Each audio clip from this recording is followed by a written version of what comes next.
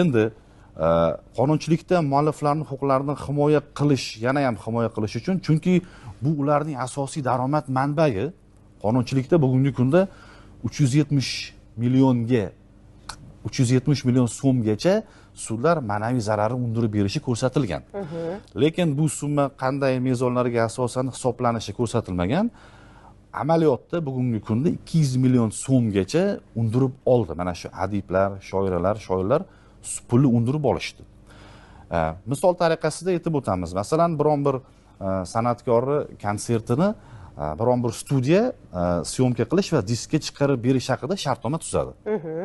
Va ma'lum bir haq evaziga.